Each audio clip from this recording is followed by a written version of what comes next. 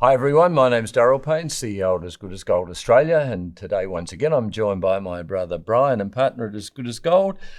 Thank you, Darryl. And today we interview Chief Economist at As Good as Gold Australia, John Adams. Good morning, John. Good morning, John. Good morning, Darryl and Brian. How are you today? Very well, thank you. Thank you. Look, it's been a long time, John. Not so much for us. I mean, we've spoken regularly. And of course, we did an interview not that long ago. But for the rest of the world and for the viewing audience around this country, they've been hanging out to see more of you. And we've got some positive news, haven't we, Brian? They will be seeing a lot more of John Adams. I'm sure the next 6 months will be different from the last six. Exactly. In the coming months, John's been a very busy person. Had a lot on his plate.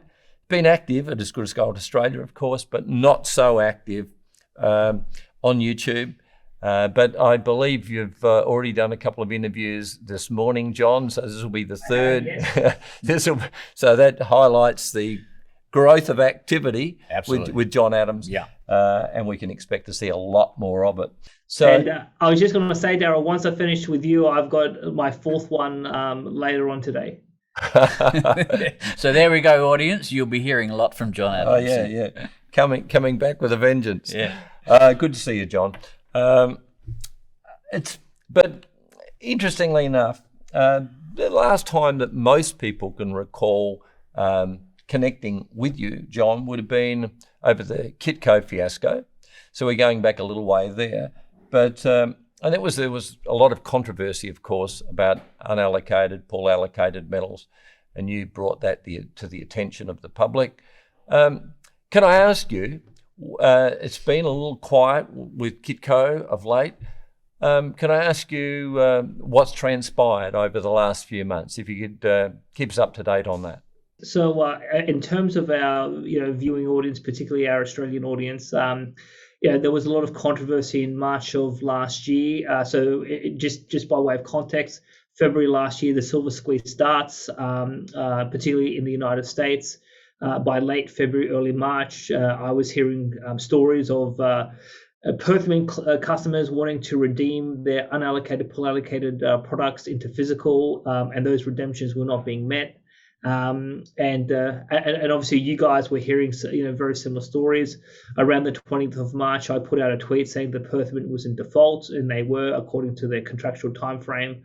And I thought only a couple of people, a couple of thousand people would see that tweet, but lo and behold, all of our international colleagues in Wall Street Silver picked it up and spread it around the world. And within about 2 weeks, 365,000 people saw that tweet, and it became a flashpoint of controversy and a lot of pressure on the Perth Mint. And their CEO was forced to go and the Australian Broadcasting Corporation in Perth and on ABC Radio Perth, and obviously give an account of what was going on. And obviously there were claims of 60 tonnes available for sale, and there was no issue of silver availability. It was more of a manufacturing problem, and unfortunately those claims didn't sort of bear out when some of the participants in the market called up the Perth and said, well, if you've got 60 tonnes ready for sale, I would like to buy some from you. So that sort of brought a lot of attention to this whole issue of what is pool allocated, what is unallocated, and there's more, I think,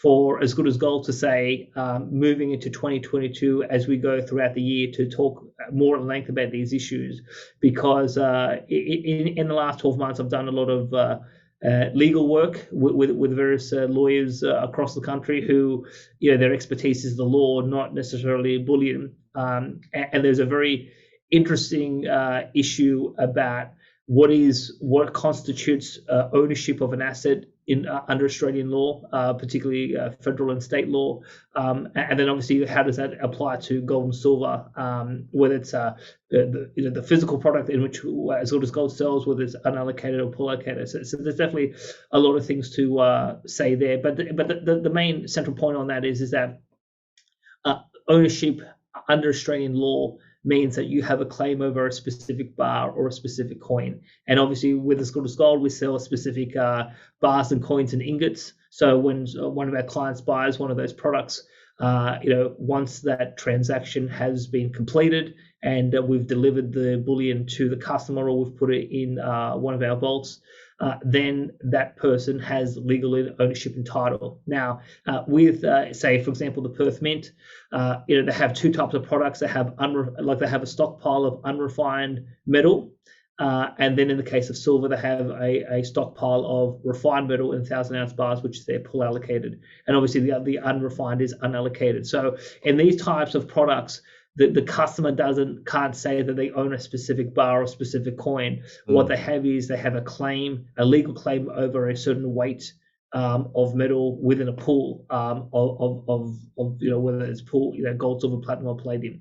So in that context, with unallocated, pool allocated, and again, so I've been doing a number of interviews this morning and just speaking directly about Australian law. There is no legal ownership per se. So you don't actually, so legally by law, you don't actually own gold and silver if you only have a claim of weight over a stockpile, but you can't point to a specific bar or a specific coin to say, well, that specific bar or coin is in terms of mine. So when As Good as Gold does business with our clients, we are basically ensuring that our clients get legal title and legal ownership. But there are products in the market where they're offering products and people are putting money into unallocated and pool allocated, that there is no legal ownership, and obviously that establishes counterparty risk.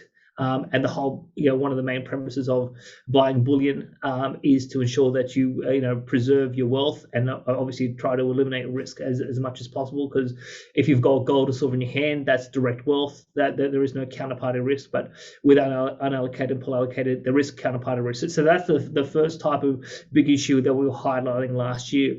And then the second issue, and this is really comes out of some of our American colleagues, particularly people like Craig Kempke, which were talking about fractional reserve programs where the claim is that if that unallocated and pool allocated is 100% backed, but in reality some of these programs are not, and there has been issues in the past. I mean, Morgan Stanley was a famous one in 2007 where they were taking investor money on the claim that they were going to buy silver, and they bought no silver, but they were charging fees.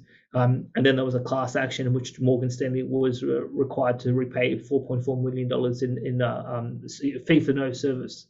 So that's what happened there. So obviously there were questions about the Perth Mint. Do they have all the silver? Why were they not able to meet redemptions when those redemption requests were being met? So a lot of controversy around that. And then we got into commentary around other bullion dealerships across the world, and various customers from around the world, UK, US, Canada, were sending me various information, and they were also sending other people information. And there was a number of commentators at the time talking about Kitco. So I was one of them. Craig Kempke, Big Swee, Harvey Organ, Wall Street Silver. There was all sorts of commentary, but it just so happened that Kitco decided to try to make an example out of me. They sent on the 29th of April a cease and desist notice saying that I had made false, baseless, and misleading statements, and I had caused quite irreparable damage. So there's only one commentator in the world who apparently from regional Australia can cause irreparable damage in Montreal, Canada, and that's me. So that obviously it is a mark of respect in terms of my ability as a silver commentator and precious metal analyst. So I think I thank Kitco for that. So basically, that was a bit of back and forth in terms of legal argy-bargy. So we pressed them for further evidence that there was financial damage, but also that my comments, because they said it was not just what I said, it's where I said it. They said it on Twitter. So they said on the 6th, 7th, and 10th of April, I issued 4 tweets, and that led to direct damage, and said, well, show us that was my tweet. It wasn't someone else's comments, because there's a lot of comments flying around. So how do you know it was me? And obviously, when we pressed them for answers, initially they went quiet. But then they actually weren't able to produce any evidence, and they didn't proceed to court. So that was obviously a bit of a bluff on their part, trying to silence any commentary about their products. And the fact that they went to those sort of lengths was quite interesting. But obviously one of the controversial parts, and I did a very detailed interview with Tom Bodrovic at Palisade God Radio last week, where we went through a number of specific documents when we pressed them. So we wrote to the president of Kitco, Bart Kittner, my legal team and I, and we pressed them for direct evidence. They came back and said that supposedly my commentary about silver inspired supposedly one of my supporters, and I don't know who this person is to this day, that they threatened to have allegations of threats of rape against their legal team in Sydney, and the New South Wales police had been involved. So that was it went from a sort of civil commercial matter to a potential criminal matter. So obviously we took that extremely seriously. I contacted the police, offered full cooperation, offered to provide a full statement with my lawyers present, and the police never came back to me, and Kitco has never pursued any further legal action. So they had a list of demands that they required me to comply with. I've complied with none of their demands, and so all I can say is that my comments about unallocated, pool allocated, gold and silver, particularly in the context of Kitco, that touched a nerve, and they only went after one person, that was me. And very interesting as to why they would only target me but no one else in the world. And I think as we move forward, we may have more to say on that point. But that is that is the saga. So I like to call myself now the Michael Jordan of silver, because I have powers that Kitco says that I have powers that no other commentator in the world has. So from regional Australia, I can inspire criminal misconduct by talking about silver. I can inspire irreparable damage. Think about it. Vladimir Putin needs a whole military to cause irreparable damage in the Ukraine. And all I have to do is sit on my couch in my home in regional Australia and issue a number of tweets, and then I can cause irreparable damage on the other side of the world. Look, maybe I need a raise from as good as gold, Darryl and Brian, because I have I have abilities that no one else in the world has. Great point. Look, I'm glad that I'm a little old school, as I know you are, Brian, and so is John. It's really all about honesty and integrity, isn't it? But we've always been of the belief and of the opinion that if you to own gold, you've got to hold it. And we give everyone the opportunity of doing that when they walk into our vaulting service. In Adelaide, they have the ability to be able to walk in, remove their depository box, sit down in a private room, play King or Queen Midas for as long as they want, and just count the product, count the bars, count the coins. And they take as long as they like to do it. And they can even take it home with them. They could take it home as long as they notify us of that. Exactly. But I remember John. This was a long time ago, but when John first came in to check out some of his silver sitting in at our vault and opened up, it took out the depository box. And there's a number of cardboard boxes encompassing 10 silver bars inside. I remember John opening up the first box, and you remember this, John, counting 1, 2, 3, 4, 5, 6, 7, 8, 9, 10. Yes, they're all there. Yes. And then you opened up another cardboard box, and it was full. But you counted them again. And I thought, why is John doing that? It's a full box. It's the same as the last one. There's definitely 10 in there. But John wanted to make sure he's a thorough person. And we've recognised that the longer we've known John. And it's a great asset to have. And we feel extremely comfortable in the manner in which we operate at As Good as Gold Australia. We're open to everybody. We do not promote unallocated, pool allocated products. If you purchase metal from As Good as Gold Australia, you purchase physical metal. And if it's held at the vault, it's available to you to count anytime you like. And as Brian said, remove, take home anytime you like. So it makes us unique in this industry. Yeah, and in that way you don't get into any trouble. It doesn't matter how many laws there are out there. You've bought physical metal. You can count it anytime you like, and you can take it home anytime you like. We're an open book. Yeah. Yeah. John, let's talk about central banking.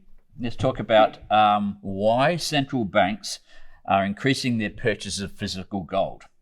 Why are they doing this? And is the Reserve Bank of Australia about to do the same? And do we question why the RBA, the Reserve Bank of Australia, still holds 90 to 95% of our gold at the Bank of England? I do believe Australia owns 80 tonnes and the Bank of England has about 77 of those tonnes. So, can you tell me a bit more? So obviously, during the COVID-19 pandemic, we've seen extraordinary amounts of monetary and fiscal policy. So even before the pandemic, we had, I was writing at length over a number of years about the global debt bubble, the Australian debt bubble, and how the financial system wasn't particularly stable. During 2020, particularly in late March, there was a coordinated announcement by central banks to basically have extraordinary monetary policy coupled with extraordinary fiscal policy. And this was all about saving the global debt bubble and preventing from a global depression from happening. And so obviously we've seen particularly the Western central banks print obscene sums of money, including in terms of the United States. So what has that meant for central banks? Now, going back to even as early as, say, 2010, 2011, after the GFC, we had extraordinary monetary policy and fiscal policy there as well. We've had central banks around the world get nervous about the stability of fiat currencies, particularly the US dollar being the reserve currency of the world. And so we've seen central banks around the world repatriate their gold. The French have done it, the Germans, Venezuela, Brazil, etc. Turkey, Hungary, etc. So there's been a lot of repatriation. There's been a lot of increases in holding gold because people are very nervous about the inflation outlook. And obviously we've seen, particularly in the last 12 months, a very sharp increase in official inflation, even though we know that the real inflation rate has been raging quite high for many, many years. And so now we're obviously getting central banks starting to dilute their holdings of US dollars and euros and yen, etc., and starting to increase their gold reserves because they're wanting more long-term stability. And obviously, if there is an appreciation in the gold price, and there was in 2020, and in the last little while, it's been moving sideways, both in gold and silver for about 18 months. And so, there's a lot of analysts believing that gold and silver prices will start to escalate in the next couple of years. And obviously, if you're holding reserves of gold, those reserves will increase in value, and that will preserve the financial position and stability and purchasing power of the central bank. So that's what the global picture is looking like. But unfortunately, our officials at the RBA are not a believer of the history of money and the historical monetary policy. And so unfortunately, we still have 80 tonnes. And the 80 tonnes is, we've had that 80 tonnes since 1997. It is at the Bank of England. So now, Brian, you mentioned 77 tonnes. So it's actually, I think, close to 79.5 tonnes, something along that line. So it's almost 99.9% of our gold is at the Bank of England. I think we may have one or two bars in Sydney, one or two bars that are more tokenistic. But yeah, so in the last, particularly in the last 12 to 18 months, this whole issue of our reserves at the Bank of England has started to become quite heated in Parliament. So there's a Queensland senator by the name of Senator Gerald Rennick. Prior to him entering Parliament, he was actually watching some of my videos with Martin North in 2018, where we were discussing the RBA and gold and what the situation there was. So only in the last couple of weeks did the RBA suggest that there was going to be an audit of our gold. Funny enough, I actually emailed the RBA yesterday, so we're recording here on Wednesday. I emailed the RBA on Tuesday morning. By Tuesday night, the RBA had replied and said that the audit has already occurred, and that in due course there will be a summary of the audit. Now, that's important because historically, no details of the audit results or methodology has been made public on the proviso that this would cause damaged relations with the Bank of England if sensitive information was to come out. But a couple of the big revelations that's come out in Parliament in the last 6 to 12 months, which is quite significant, is that the Bank of England has detected fake gold bars resulting from duplicate serial numbers. Now, the RBA, when questioned about this in Parliament, they said this was more around the 1 kilo bar stockpile that the Bank of England holds, but not the 400-ounce LBMA good delivery bars that the RBA holds. So they didn't think it was a particular. They thought it was an important issue, but they didn't think it was an issue that was significant to Australia because Australia, the RBA doesn't hold these 1 kilo bars. Now, the other big point that the Senator Rennick has been pushing is, well, he wants an audit or a stock take of every bar in the Bank of England, but historically, the so-called audits have only looked at 7 to 10% of the bars. And then when he questioned the former Deputy Governor, Guy Debelle, well, why won't you count all the bars? The official answer, and I just was mentioning this to Craig Hemke, and who couldn't believe the answer, but it is actually on YouTube. The official answer is that if you move gold too much, it will, quote, start to chip, it will start to flake, and then that will cause physical damage to the bars. Now, only in the last few weeks, Senator Rennick pressed the RBA again and said that that's categorically false. His constituents who are gold bugs have denied, this so-called flaking of gold. I mean, look, and obviously, you and Darryl, Brian, handle gold all the time. So, you can perhaps talk about any risks of chipping or flaking in terms of gold. So, but that was their official excuse. And the other big revelation that has happened is that Senator Rennick has been given confidentially the serial numbers of Australia's bars, but also the serial numbers and the refining dates. And so in 2019, the RBA told the House of Representatives that when we lease gold, the gold physically does not move. And yet most of these bars have been re-refined since 2015. And so there's been a big question as to, well, why are we re-refining our bars if the gold doesn't move?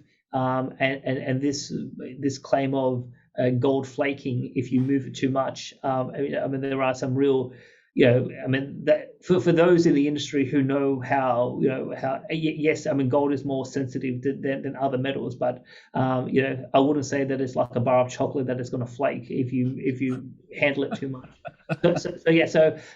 Unfortunately, the official answers coming from the governments isn't particularly honest and transparent. And now we will see what they come up with in the so-called audit, but I think there's definitely more work to do on this topic post the federal election, because I think Senator Rennick and other people really want to push the RBA about transparency, but also there's definitely a view to bringing the gold back and holding it in Australia. And I've been a long-term advocate of bringing all the gold back. So hopefully we'll press that issue, and we'll obviously see where we go. But on the first point you raised, Brian, is I think it's time that the RBA looks to increasing its gold holdings above 80 tons, and we follow some of the more prudent central banks around the world. Look, hopefully if we get a number of new politicians in Parliament in this federal election, we'll have more voices calling for a new approach by the central bank in terms of how they hold their reserves. John, a couple of points of interest. Thank you for that, for your comments. Darren and I have been saving in gold and silver for 25 years, right? The original coins and bars that we bought 25 years ago are exactly the same weight, and they do not flake. So I sort of counteract that particular argument. The audit that was recently done. Now, this is nothing against people who work for the public service, but I have to say that generally when something is done by the public service, it normally takes a long, long time. Now, this is the first time I've ever seen anything done by the public service much faster than private enterprise would ever do it. The quickness of this particular audit, it starts ringing bells to me, and I think the only way to solve this problem is to bring it all back home and increase the 80 tonnes and bring it all back home. No other choices. So when we go to the election, which we'll be talking about later in the show, all right, I think some of these things we should be asking our politicians. Say, why in the heck? I was about to say something else. Why in the heck have we got it at the Bank of England and not here in Australia? Look, I was going to say, Brian, so one thing I can reveal is that there is a member of the House of Commons in London who is a gold and silver advocate. So I've had some written communication with the MP, and I'm hoping that in the next fortnight we get to have a conversation, and it'll be very interesting to see if we can find like-minded people in London who can who share some of our thoughts, and it'll be interesting to see if we can establish some sort of cross-border collaboration between Australia and the UK, and hopefully we get some support in London, and we get some transparency about what's really going on. That sounds like a great idea. Yeah. Yep. Okay. Another question for you, John. It's based on inflation. You know, we have heard now that we haven't got transient inflation anymore. That was the 12 months of submission by the Federal Reserve of America. The inflation was transient. Well, that's gone and dusted. It has now gone from 4% inflation in America. Now it's up to 8.5%. Now, here in Australia, and that'd be conservative. I don't believe in politicians. No. You know, this is the whole thing. 8.5%. You know, you only got to go down to the supermarket, John, and you see the cost of a pound of butter, or a litre of milk. Australia's official inflation rate 3.5%. Now, why on earth it's 3.5 when America's 8.5 is beyond me. Recognising that the US print is 8.5%, and the real world sees that probably between 12 and 15%. What are your projections for Australia's inflation rate for the next 12 months? So where we are officially is that we have 3.5% inflation in Australia officially. Now a lot of people will say that real inflation is actually a lot more than 3.5%. And obviously in the context of the United States, you've got John Williams from Shadowstat saying that inflation is probably north of 15%, not 8.5%. And funny enough, Brian. Just before this interview, I was just looking at Twitter, and there's a Sky News journalist who put up a tweet about a head of lettuce costing $5.50, and she's saying, "What the heck?" So anyone who's saying that we only have 3.5% inflation, and then it costs for a head of lettuce $5.50. I mean, there's clearly something in terms of something's wrong in terms of the CPI. So now, like whether it's this interview or previous interviews, we've discussed at length. In terms of how the CPI, which is produced by the Australian Bureau of Statistics, how it's been manipulated, particularly when they took land out of the CPI back in 1998 at the recommendation of the Reserve Bank of Australia. So the official numbers have been cooked in Australia. It's not a conspiracy theory. You can go through the records and you can find specific points in time when the methodology has been changed. That happened in America as well. So, look, I would love for the federal parliament to have an inquiry in inflation and for a proper review of the CPI to see whether it is reflective of real inflation or not. Perhaps if we have new blood in the parliament after the election, we could potentially pursue that matter and see if we can establish an inquiry and bring the ABS in and say, why did you take land out in 1998, and was that the right move, and what exactly is the CPI all about? But in terms of where do I see inflation going forward now, last year the RBA was saying that it would take some time for inflation to pick up. And that interest rates were not going to rise until 2024. Now, here we are in 2022, and inflation has actually picked up much more significantly than what the RBA had anticipated. So the RBA has stopped quantitative easing as of February of this year, and now the commentary in the press and the speculation in the markets is that interest rates will start to rise by June, July of this year, and that will obviously, in theory, try to put on a bit of a dampener in terms of inflation going above 3.5% and potentially coming back down within the 2-3% band. Now, my view is, and if people go onto, whether the As Good as Gold website or my personal website, Adams Economics, I wrote an article at the beginning of February, and I talked about the coming hyperinflation in property. And really, my thesis on interest rates and inflation is that now, before the pandemic, the official cash rate was 1.5%. And then we obviously went to 0.1%. We did quantitative easing, we did yield curve control, we did the term funding facility, and a whole host of other extraordinary policies to basically keep the debt bubble intact during the pandemic. Now, a lot of those policies have stopped. The only thing left to do is start to raise interest rates, and there's a lot of households now extremely nervous about their financial position because they entered into a mortgage at a mortgage rate of say between 1.8 to 2.4%, and if interest rates start to go up, a lot of these people have borrowed to the hilt and they won't be able to afford higher interest rates. And I actually spoke to a business journalist this morning from the ABC who's actually doing a story about this particular topic. And so now my view is that we will start to see some interest rate increases. It will have some short-term impact on inflation, but I don't think we can afford to raise interest rates back to 1.5% where we were back in 2019, even though the banks and a whole bunch of market economists are saying, well, the cash rate's going to go to about 3%.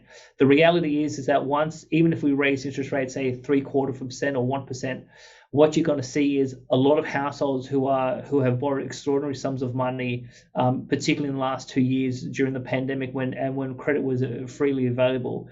These people are going to be squeezed in terms of increased interest rate costs on their mortgages. They'll be struggling to spend money at the shops. I think we're going to see a dramatic slowdown in consumption, and that's going to slow down the economy. And then there'll be a point in which the RBA and policymakers know that they can't tighten beyond that. Otherwise, they're going to cause significant problems with financial stability. And then what they're going to do instead is they're going to start cutting again.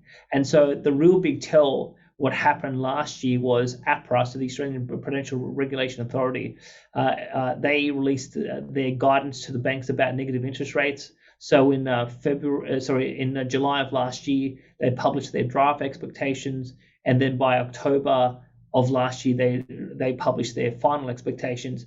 And they've said to the banks that by October 2022, Australian banks must have, quote, tactical solutions in which to implement negative interest rates if they were to come about.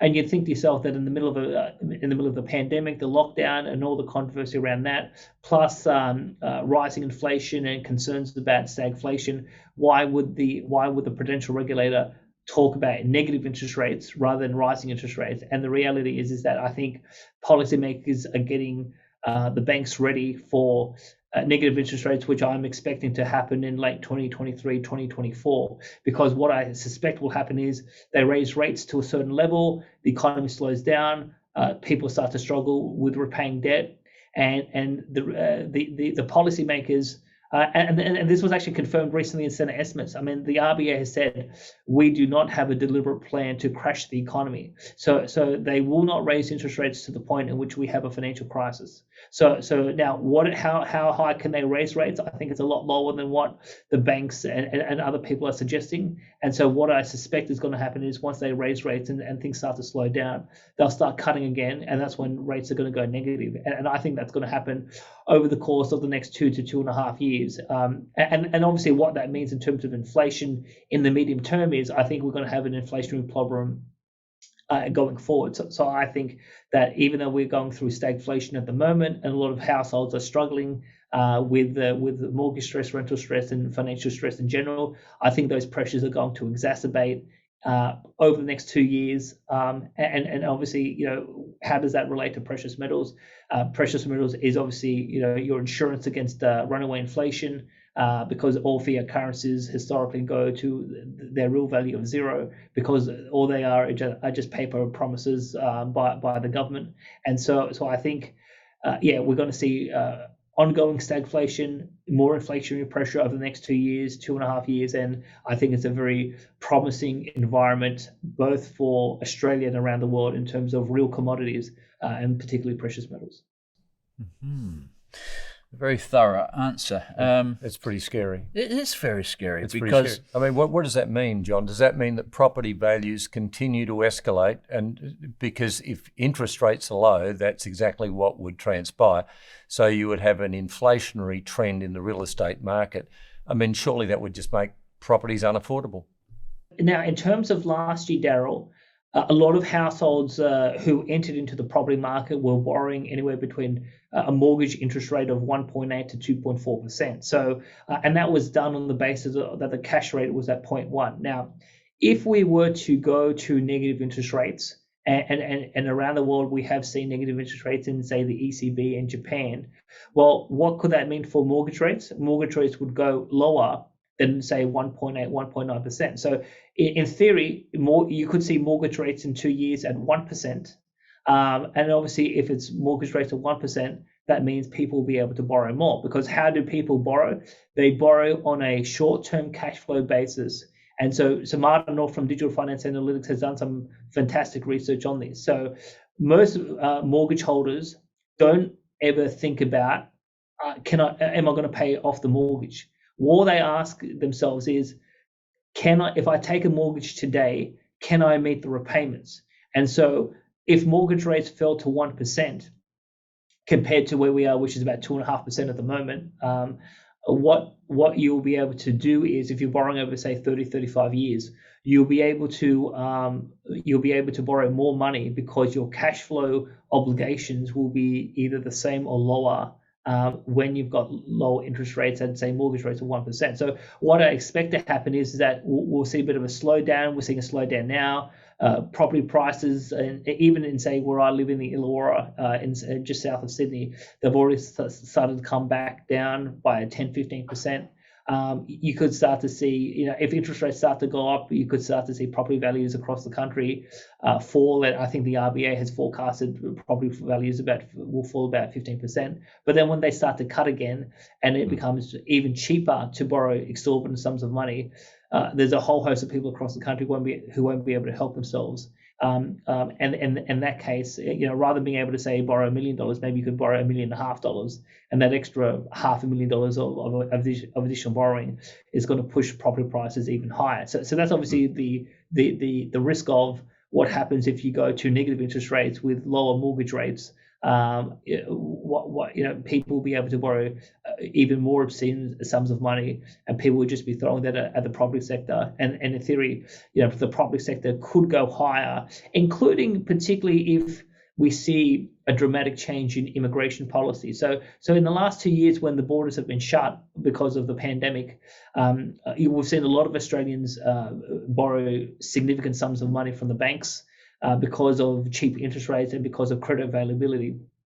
And that has driven up prices. Well, if you have even lower rates with more people coming into the country through immigration, that's just going to exacerbate prices in terms of the property sector. And it could well be that by 2024, property prices are even higher than where we are here in 2022. But obviously, in my view, it'll be a much more unstable situation compared to where we are. So, but the reality is that our policymakers and parliamentarians, they're stuck in a corner. So, kind of like what I said to Dunnigan Kaiser from Liberty Finance this morning, this at the end of the day is not an economic decision; it's a political decision. And the politics is, the ruling elites, whether in Australia or around the world, they will not allow themselves to basically destroy the financial system, which would basically collapse their political power. So if interest rates went too high and the financial system were to crash, and the banks were to go bankrupt, well, not only would you destroy a whole range of vested interests in the financial system, in terms of banks and hedge funds, etc., but also in terms of other big businesses. Basically, if people lost all of their life savings because the banks collapsed, or if property prices were to crash and people were either had a sort of negative equity or they lost their home, the political ramifications for the government of the day would be huge. And Australians en masse would vote the government out, and so that's what politicians are wanting to avoid. So that's why I think they can't allow the economy to crash, and that's why they'll keep on printing, which will continue having inflationary pressure over the next 2 years.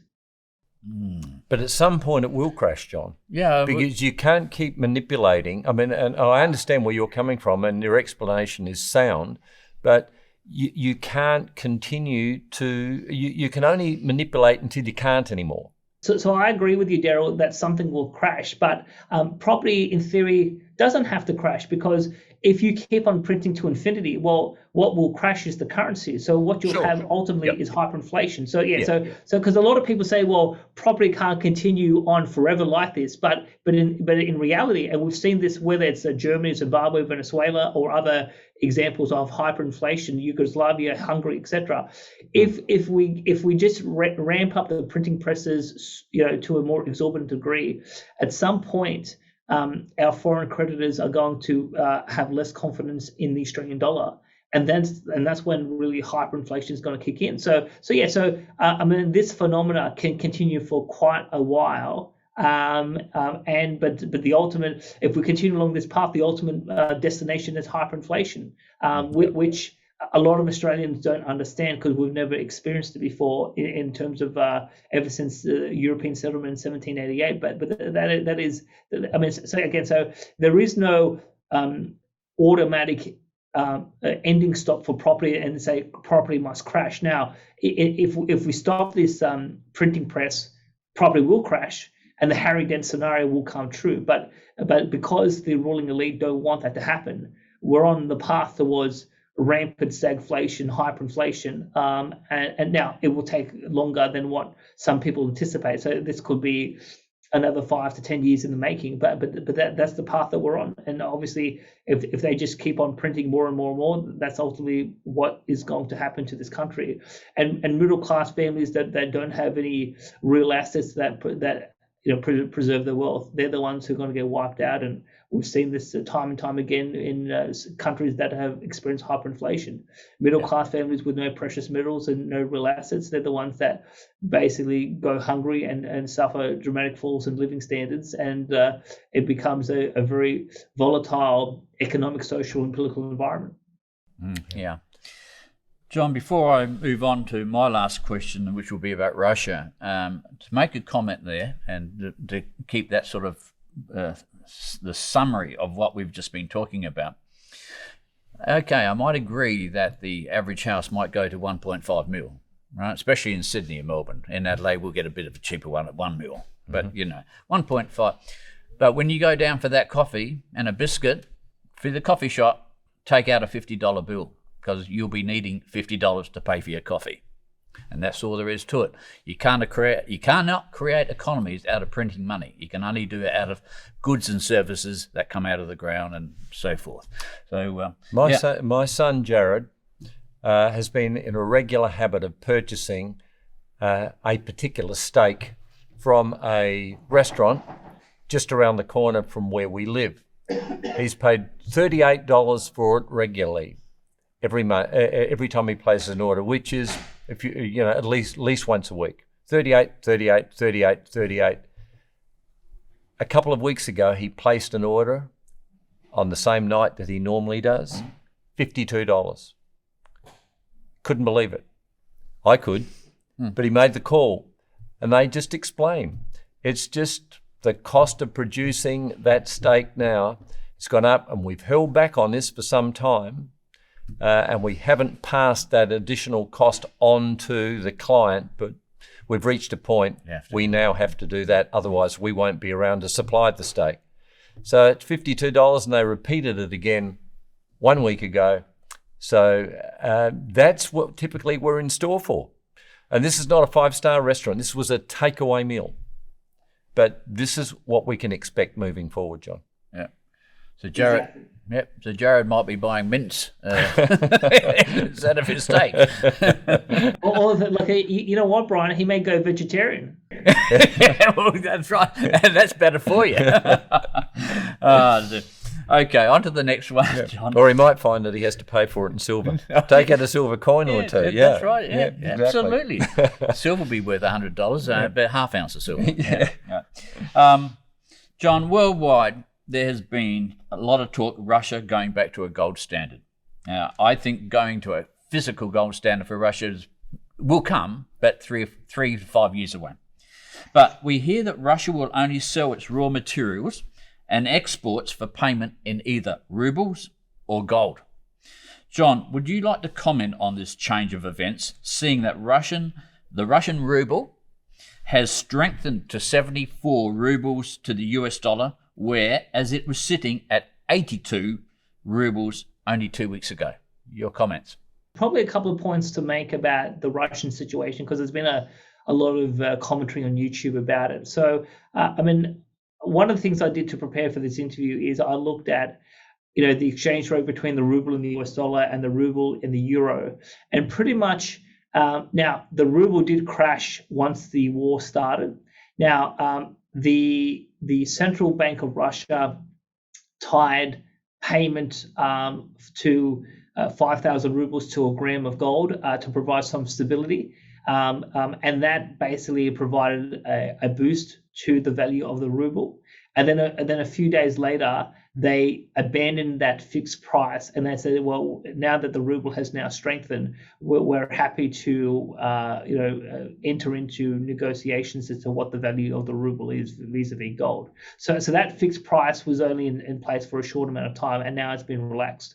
But the impact what that has made is that basically the ruble has gone back to its pre-war value. So, whether it's against the dollar or the euro, the ruble has basically recovered to where it was beforehand. So now the ruble is relatively quite stable. But for about 3 weeks there, the ruble went through the floor, but it's been able to come back to some form of stability. Now, the interesting thing about the payment of exports in terms of rubles, there was only an article in the last 24 hours where Russian gas has been shut off from Poland because Poland's not been paying in rubles. Poland has been paying, I think, in either euros or US dollars. So now we're getting into the really prickly part of, well, when you basically make this demand of your customers that you must pay in rubles, otherwise we won't sell. Well, it seems that, at least in the case of Poland, Russia has gone through with that. Now, I think it's still early days to see what other European countries do, and whether Poland will, whether they'll cave into the demands of Russia. But obviously, we're starting to see the collapse of the U.S. petrodollar system. So the petrodollar system. So remember, Nixon got off the gold standard in 1971, but they needed to create additional demand for the U.S. dollar. So how did they do that? They cut a deal with Saudi Arabia, in which they said to the Saudis, if you're going to sell oil, you must sell in U.S. dollars. And for basically three to 4 decades, that was the that was the policy intact, that all international settlement of oil trades had to be done in US dollars, and that gave the US dollar strength, and that's why the Americans have been able to rack up so much debt without the US dollar collapsing, because it's been in high demand. But now we're starting to see new players on the market in terms of not only the Chinese, because they had a yuan oil contract backed by gold coming into 2018, and they've been basically settling oil transactions with the Iranians and the Saudis and some other countries, like over the last few years. Now you're getting the Russians into it, and obviously there are regional agreements with India, Brazil, and other countries, South Africa, where they're all moving away from the US dollar. So, we're getting into a very an acute stage for for the US dollar and the central bank for the reserve currency of the world. I mean, the former governor of the Bank of England a couple of years ago went to Jackson Hole in the US and basically said it's in theory we could have multiple reserve currencies. So we're starting to see that the monetary architecture that's been in place since 1944. So 1944, when we had the Bretton Woods Agreement during World War II, the US dollar was the epicenter of the monetary system backed by gold. Then the linkage to gold was broken in 1971, and since 1971, this US petrodollar system has been the architecture of the monetary system, and that's now starting to fall away. And I think these latest moves by Russia is perhaps the latest salvo in that phenomena. And obviously there will have to be at some point some sort of international agreement as to what is the centerpiece of the monetary system. And a lot of gold advocates are hoping for, and I think this is where the Russians and the Chinese are going to come in and say that international trade and investment flows will be settled in gold. But so far the Americans and the British and a number of other countries haven't come to that party. So I think it's very early days in terms of what does this Russia situation mean, particularly if because things could cool down quite a bit if there is a peace deal between Russia and the Ukraine. But I think it's a very moving feast, and we'll just have to see how it all plays in the next few weeks.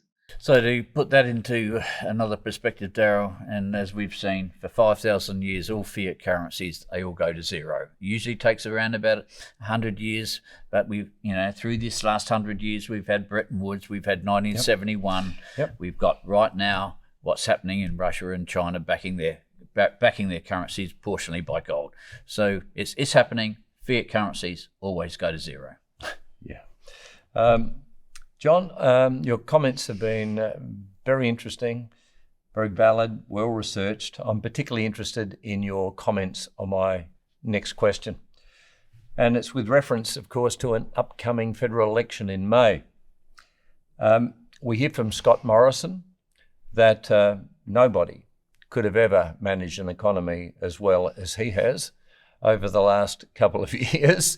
And everything's fine. The economy's in a sound state. Unemployment levels are at all-time lows and apprenticeship levels are at all-time highs. Everything is sound. I could question many of those comments that he has made, and I'm sure so could many other Australians. But what I have noticed is that in speaking with people that we have that clients, and good friends and neighbours, what I've noted from all of them is that there tends to be a lack of confidence like I've never seen before. This is in the four major parties, obviously Liberal, Labor, Greens, and of course United Australia Party.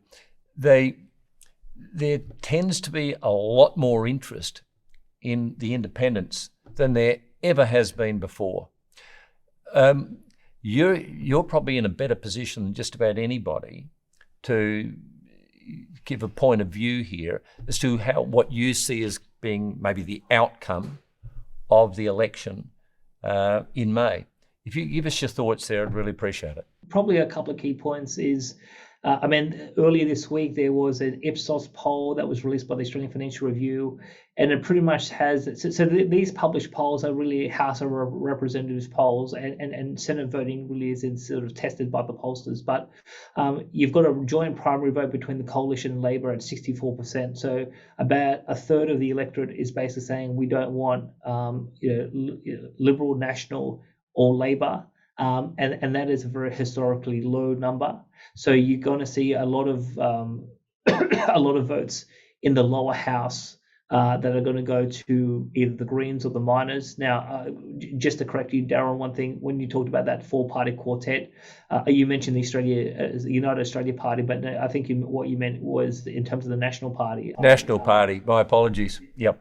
All good. So I think there's a lot of interest in trying to find some new representation. And I did a recent video with Martin North where we basically encouraged our viewers and supporters to put the big four parties last. I mean, my view is Australia has been in systemic decline for 20 years, whether it's the economy, health outcomes, education outcomes, mental health, drug use, all sorts of things. We have gone backwards in 20 years, and basically it's been at the hands of these four big parties. And it's really now time for a dramatic change. And the only way to get a dramatic change is to vote for something completely different. And so I do think that there's a lot of voters don't trust the coalition. They don't have confidence in the Labor Party in terms of their ability to implement policy. So what I expect to see, and a lot of my colleagues in the media, but also in politics, we think that there won't be a majority government on election day. There'll be a minority government, and it'll really be up to either Albanese or Morrison to negotiate with the crossbench in the House of Reps.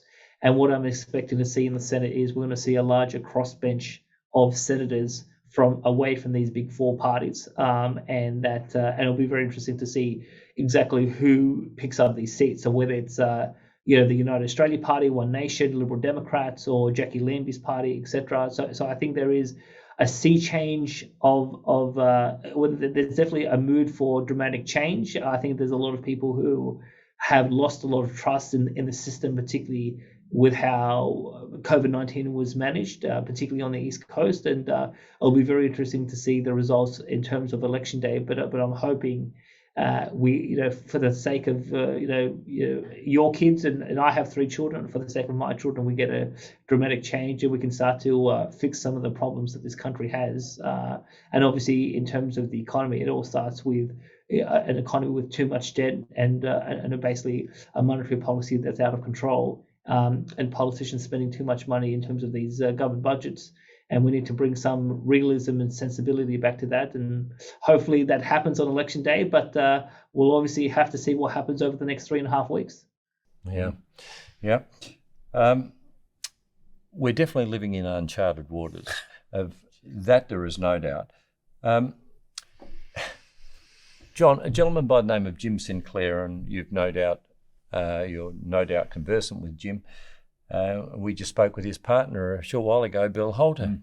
But Jim has a statement that he's made for many, many years, and that is that he suggests that we should all become our own central banks and invest in gold. They all do, and they have their reasons for doing that, of course. It gives them a position of power, influence, and it allows them to give their currency some form of backing, some value when required. We could all do the same.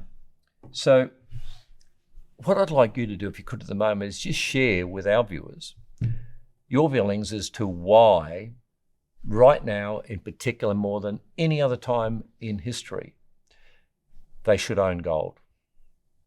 If you could give us your thoughts on that. Pretty much for a lot of the reasons that we've discussed in this interview. Yep. We have central I'd like you to repeat them, John. So basically we have a very unstable global debt bubble, an unstable financial system. There is a lot more risk in terms of people's financial situations than what they have been led to than what they have been led to believe by the media and in terms of their own governments. And one of the important points, Darryl, is that a lot of Australians don't understand the whole legal framework in which we operate under. I mean, the legal framework is what they call caveat emptor, and that is buyer beware. So ultimately, the law and the way the government regulates the financial system is that at the end of the day, you're on your own.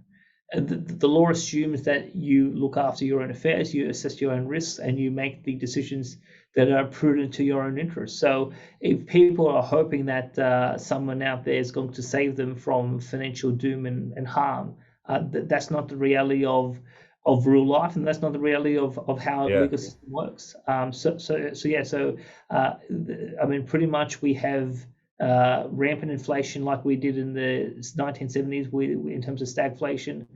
We have politicians that don't want to tell us the truth about the real state of affairs, and we're living in terms of the age of misleading, deceptive conduct in terms of deceit. So at the end of the day, people need to wake up to the reality of where the world is and where Australia is, and obviously take the right prudent course of action so that they can get through any form of hardship. I mean, I think one of the key points that we made last year in multiple interviews was that a lot of Australians went through a lot of hardship during the COVID-19 pandemic management of 2020 and 2021, whereas both of you don't have debt. I don't have debt. We have plenty of precious metals and other forms of assets, and we were able to manage the last couple of years reasonably comfortably. So I can say hand on heart, I never went to sleep worried about money, because I think I'm in a reasonably comfortable position. But I know that a lot of my fellow Australians, they didn't have that comfort, and so at the end of the day, the more decisive conservative financial action that you take to insulate your position, whether it's reducing debt or in terms of getting into precious metals or having forms of wealth that are outside of the system, but also having more diversified sort of asset allocations. All of those sort of things ensures that if something does go wrong with your job or with your financial situation, or if market conditions were to change with rising interest rates, or for example, war breaks out, or or we go into a new lockdown in 2022, that you have all the buffers that allows you to mitigate all of those sort of risks. And so that's why I think it's a very good time. Well, it's always a good time to own gold and silver, but I think particularly given the events that we've seen over the last couple of years, I think it's more so an important time to be owning some gold and silver as part of your portfolio that gives you some level of comfort. I have to agree 100%. 100%. I refer to our lifetime mentor, of course, Peter Daniels, who would agree with you 100%, John. Peter would always say, I do not care what poorly executed economic decisions are made in the world tonight. Tomorrow, I'll still be able to party. And I understand exactly where he's coming from. Peter is a billionaire with a B, owns a lot of gold, along with a lot of other billionaires, people like Ray Dalio, of course. 10% of Ray Dalio's net worth in gold would represent about 1.8 billion, with a B, $1.8 billion. That'd be enough to keep him keep him safe at home. Yeah, no sleep problem. well at night. He'd sleep well at night. Yeah.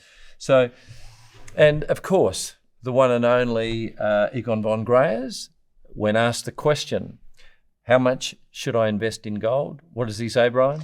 Well, we ask this every time, and, we do, and I'm the culprit every time here. But the bottom line always has been is how much should you own in gold and silver? Yep. It's a very simple answer. Yep. Whatever you cannot afford to lose. Yep. Now, I will say one thing extra, Darryl, that I don't know of any other asset besides gold and silver that you can put away and nobody knows where it is and how much you have.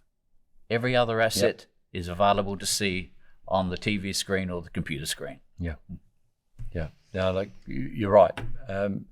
Gold that you may have purchased 20 years ago, who's to know? Where is it today? Where is it today? Yeah, exactly. Wonderful, wonderful position to be in, to hold money, real money, outside of the banking system. Yep. Yeah, exactly. John, thank you so much once again for your input today. It's great to have.